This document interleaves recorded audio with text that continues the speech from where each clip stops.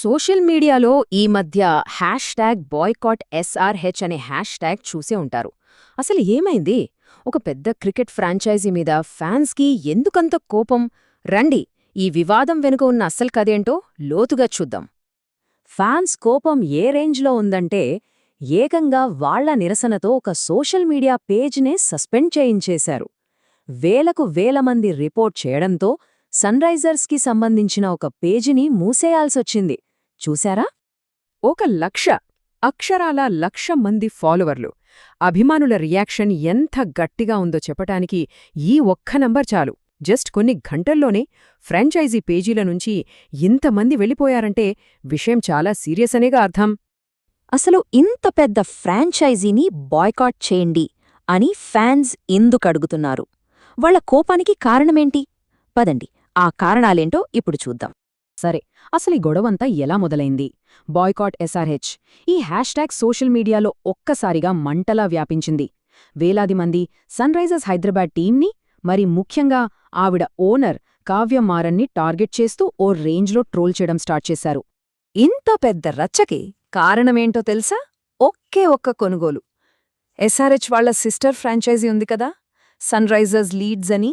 ఆ team Pakistan spinner Abrar అహ్మద్ను వేలంలో కొనడమే ఈ గొడవకు ఆజ్యం పోసింది. ఇక్కడ మనం ఒక ముఖ్యమైన విషయం గమనించాలి. ఈ కొనుగోలు జరిగింది IPL కోసం కాదు, ఇంగ్లండ్లో జరిగే ద 100 అనే లీగ్ కోసం. అయినా సరే, సుమారు 2.5 కోట్ల రూపాయలు పెట్టి ఒక పాకిస్తానీ ప్లేయర్ని కొనడం పెద్ద వివాదంగా మారిపోయింది. అవును, ఇక్కడే అసలు ట్విస్టుంది. IPLలో అధికారికంగా ఇలాంటి రూల్ ఏదీ లేదు. కానీ ఇండియన్ ఫ్రాంచైజీ ఓనర్ల మధ్య ఒక అలిఖిత నియమం, అంటే ఒక అండర్స్టాండింగ్ ఉందన్నమాట. అదే ఈ వివాదానికి మూల కారణం. సరే, ఏంటి ఈ షాడో బ్యాన్? సింపుల్గా చెప్పాలంటే ఇది ఫ్రాంచైజీ ఓనర్లు అంతర్గతంగా చేసుకున్న ఒక ఒప్పందం. దీని ప్రకారం పాకిస్తాన్ ప్లేయర్లను ఏ లీగ్లో కూడా, అంటే వాళ్ల సిస్టర్ టీమ్స్లో కూడా కొనకూడదు. ఈ రూల్ని SRH బ్రేక్ చేసిందనేది చాలామంది వాదన. కానీ కథలో ఇక్కడే అసలు మలుపుంది. ఈ అలిఖిత నియమాన్ని బ్రేక్ చేసిన మొదటి ఫ్రాంచైజీ నిజంగా SRH మాత్రమేనా? లేకపోతే గతంలో వేరే టీమ్స్ కూడా ఇలా చేశాయా? ఈ టేబుల్ చూస్తే మనకే క్లారిటీ వస్తుంది.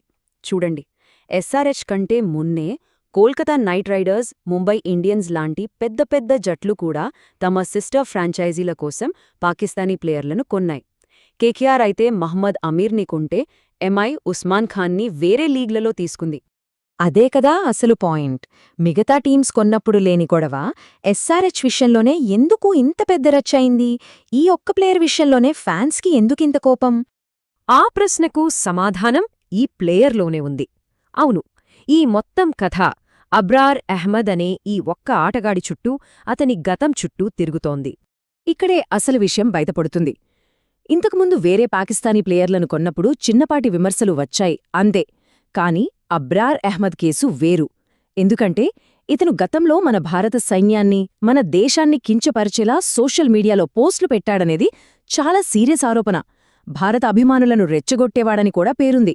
అందుకే ఈ రేంజ్లో వ్యతిరేకత. దీనిపై SRH కోచ్ డేనియల్ వెట్టోరీ ఇచ్చిన వివరణ ఏంటంటే, మేమసలు ఆదిల్ రషీద్ను కొనాలనుకున్నాం, కానీ తప్పనిసరి పరిస్థితుల్లో అబ్రార్ అహ్మద్ను తీసుకోవాల్సి వచ్చింది అని చెప్పారు. కానీ మాకు వేరే ఆప్షన్ లేదు అన్న ఈ మాట ఫ్యాన్స్ కోపాన్ని ఏమాత్రం తగ్గించలేకపోయింది. సరే, ఈ వివాదం తర్వాత SRH ఫ్రాంచైజీ పరిస్థితి ఏంటి? వాళ్ల ముందున్న దారి చాలా కష్టంగా కనిపిస్తోంది. ఇది కేవలం ఒక బిజినెస్ నిర్ణయమా, లేక దేశభక్తి, జాతీయ భావోద్వేగమా? రాబోయే IPL సీజన్లో వాళ్లు ఎలాంటి పరిణామాలను ఎదుర్కోబోతున్నారు? ఇది కేవలం సోషల్ మీడియా ట్రోలింగ్తో ఆగిపోయే విషయం కాదు. ప్రాక్టికల్గా చాలా నష్టం జరగొచ్చు. ముఖ్యంగా హైదరాబాద్ బయట ఆడే మ్యాచుల్లో SRHకి సపోర్ట్ దారుణంగా తగ్గిపోవచ్చు. స్టేడియంలో ఓనర్ కావ్యమారన్కి వ్యతిరేకంగా నినాదాలు, బూయింగ్ లాంటివి జరిగే అవకాశం ఉంది. ఇదంతా గ్రౌండ్లో ఆడే ప్లేయర్ల మోరల్ని దెబ్బతీసే ప్రమాదం కూడా ఉంది. సో ఇప్పుడు SRH మేనేజ్మెంట్ ముందు రెండే దారులున్నాయి.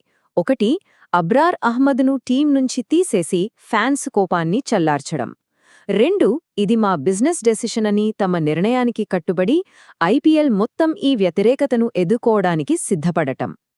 చివరిగా ఈ మొత్తం వివాదం మన ముందు ఒకే ఒక్క పెద్ద ప్రశ్ననుంచుతోంది.